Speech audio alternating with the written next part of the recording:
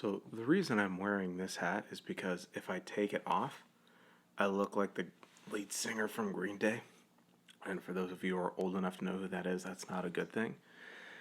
But tonight, or whenever you are watching this, we are looking at one of the more contested aspects of New Testament studies, specifically in kind of the area of theology and how New Testament theology is kind of its own discipline, kind of sub-discipline of New Testament studies. And there's people that would dispute that, of course. But tonight, I want to take just a few minutes and kind of go over probably the question, aside from, say, the methodology of how to do New Testament theology, but more a question of who or what is the center of New Testament theology. And I think for a lot of people, it's pretty obvious. I imagine most people would think of, well, God's at the center of the New Testament theology, whether as a concept or as you read older New Testament theologies. I believe it's Leon Morris. I have his smaller New Testament theology actually coming in. I got it for my birthday, and he essentially argues, and this is a paraphrase, so this is all paraphrastic. I'm not going to cite these writers. It would just take way too long. I want this video to come under 10 minutes, maybe 15 tops. But there's this kind of idea of divine activity as kind of the ground or the center of what we might call New Testament theology. And for those who just kind of need a recap, this is how Peter Stuhlmacher, a German New Testament scholar, writes, and I will quote him, "The discipline of New Testament theology offers an organized overview of the proclamation and the faith content of the New Testament books," and that is, of course, the 27 books that comprise the New Testament. And so that's Stuhlmacher's, in his, I think it's called Biblical Theology of the New Testament. And there's a lot to kind of unpack there, but we're going to assume that Stuhlmacher is right, and we'll just build on that. So that's kind of what the idea of the discipline is. And so the question then becomes, what is kind of the center nexus, the center of the spider web that kind of spirals out into all these other things? What other strands are touched by this? And one famous center was proposed by, I believe it was Ralph Martin, who taught at Fuller Seminary, was reconciliation. And that, of course, is a very interesting way of thinking about it. If you extrapolate that, I think you can make that a big theme, or perhaps even an overarching theme in the New Testament.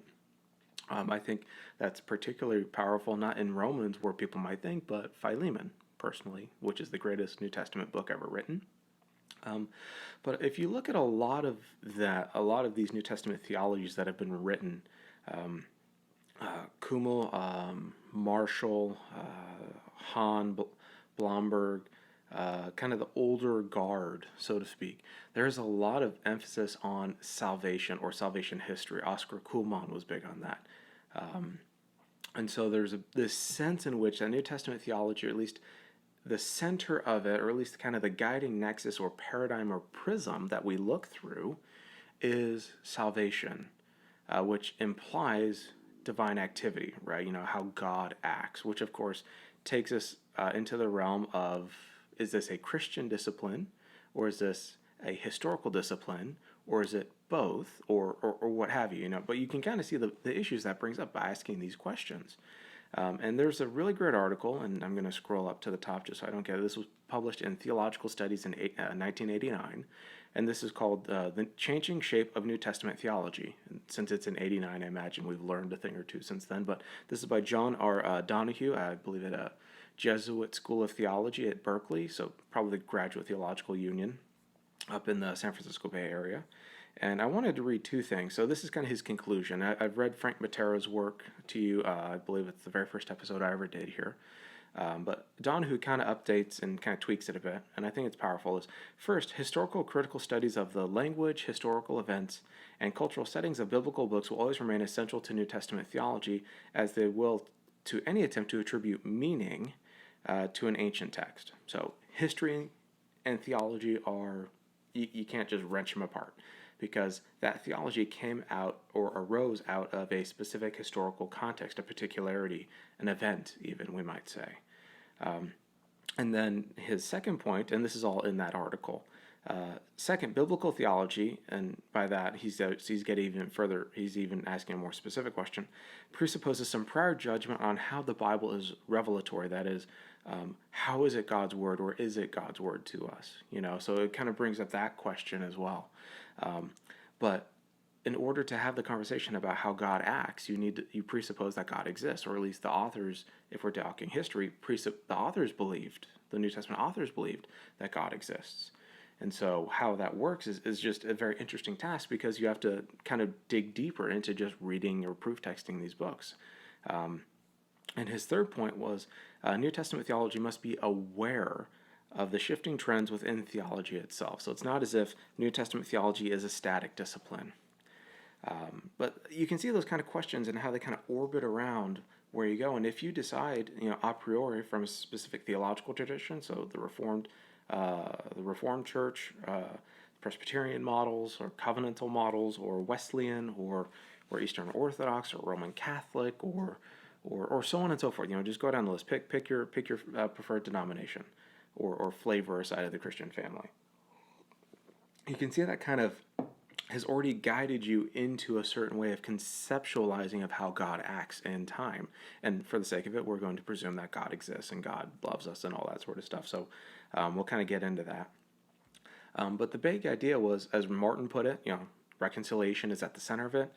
Craig Blomberg, who wrote, I love the fact that he called it a New Testament theology, not New Testament theology. I think it's slightly clever, which I like. Argues that fulfillment is the kind of the center, or at least the guiding principle that all other principles kind of orbit around. And there's also arguments that there is no center. There's too much diversity for there to be a united center, and that's been argued. It's kind of the idea is there is no spoon, and those sorts of things, and so you can see how you think of the center of New Testament theology. That question is itself a methodology for how you look at all other aspects of the New Testament. So if you believe that, let's go back to it. Let's say reconciliation, as Ralph Martin presumed, or argued, I should say. You're going to look at every single document, whether, with Christology, pneumatology, ecclesiology, ethics, so on and so forth. You're going to see reconciliation as being kind of, and I'm not putting this crudely because I think it's actually a very powerful model. You're going to see it as kind of the butter that's on every piece of toast. It's going to be the thing that holds everything together. Whether you see it or not, it's there. And that can be quite helpful because you can see that working, like I said, in Romans. Romans is very big on reconciliation. Romans 5, 2 Corinthians 5. You can kind of see that sort of stuff.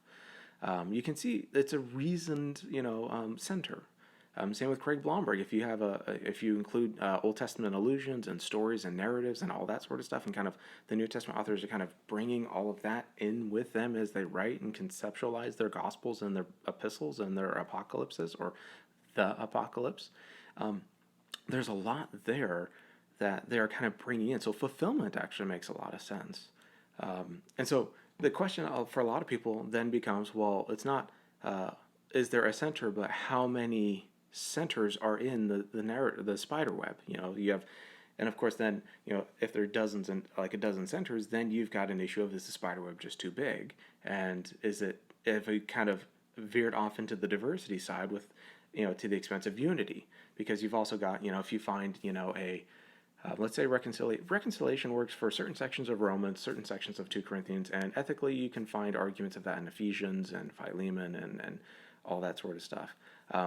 The problem then becomes, have you emphasized the unity so much that there is only a little bit left for other epistles? For example, James Hamilton at Southern Seminary, his book, I can't remember the exact title off the top of my head, but argues, it's his biblical theology book. I could look, well, it would pay to have let me see, I'll pull this up, Jim Hamilton, we're doing it live. So let's see, that's it, God's Glory and Salvation Through Judgment. And you can see that, that works really well with the prophets, just at a glance. That might work pretty good with Revelation. Doesn't really work well with Hebrews or Philemon or John. It's like or the Johannine epistles, Johannine theology.